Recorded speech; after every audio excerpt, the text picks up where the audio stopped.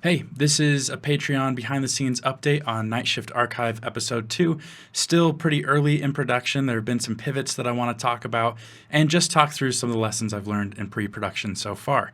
So with most projects I do, client projects, I don't really have the luxury of feeling a certain way about my projects. If I'm not really interested in it, if I lose the excitement for the project, it doesn't really matter. You just kind of have to push forward and you do what you can to help direct it in a good direction. But at the end of the day, you're getting paid for your work, and you don't have the luxury of making decisions sometimes on the direction of how it goes. But with personal projects, of course, I have full power and authority to make the decisions I want. And that's kind of a place for me to really hone my craft and try to send things off in the right direction with pre-production, especially pre-production. There's a little bit of, once I get into the project, there's a little bit of like, okay, I have to trust my vision. We have to keep going, even if I'm not incredibly excited about it. But it's different with pre-production. I've taken my time, and there's been a lot of pivoting on the direction of episode 2, but many coffee shop sessions later, I'm finally done writing the script, and I'm really, really happy with it. I feel like personally, it's one of the better things I've written. Not quite ready to show that off quite yet, but I did want to talk about some of the process and things that I've learned along the way. So just talking about script writing in general, let's shrink my face down a little bit here. This is a really simple tool. It's called Fade In. Let's bring it over here. If you haven't heard about it, it's a professional script writing software, which is just very simple and elegant and doesn't get in your way. So I've really enjoyed using this. It's also a one-time perpetual purchase, so you purchase it once and just use it. You can use it offline too, which is a big thing for me. I get distracted when I've got an internet connection. I'm getting notifications. So I like to go offline. I like to sit in a public place when I write. I've realized the reason for that is every now and then I just like to sit and listen to the conversations around me. It can give me ideas for characters or kind of take me in a new direction. So that's one of the few times I do like sounds and distractions going around me. I've learned is in the script writing process. So you could just make a screenplay here. Let me move my head. If you're familiar with script writing format, it has your major things here. You can add a scene heading. So this could be interior, Riley's office, daytime. And it has some like autofill stuff there. And of course we have like our actions, blah, blah, blah. We have characters. You could just hit control and then one of these numbers to jump to this. So this is Riley talking.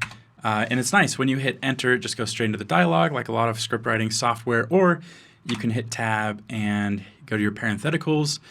So Riley's talking excitedly, and I am saying, hey, welcome to a new tutorial.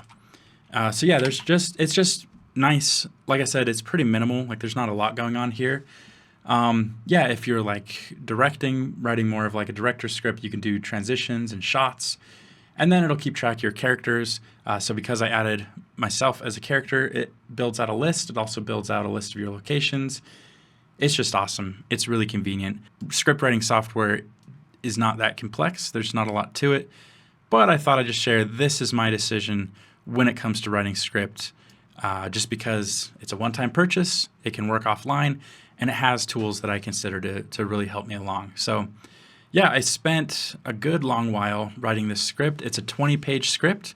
So if you're not familiar with script writing, they have very specific standards on like font usage and spacing. And if you don't know, one of the reasons for this is because with the way it's laid out, roughly 1 page of a script will translate to 1 minute of runtime, roughly. Obviously, there are factors that go into that. But 20-page script, I'm anticipating around a 20-minute runtime for this next episode, which should really set up this world a lot more. I'm not going to get into the script too much. I'm very proud of it. Very excited. And this is kind of how I've got to this point. From here, what I will focus on is creating the environments. What I will say, this is another first-person formatted script. So a lot of the action takes place in first person, similar to episode 1.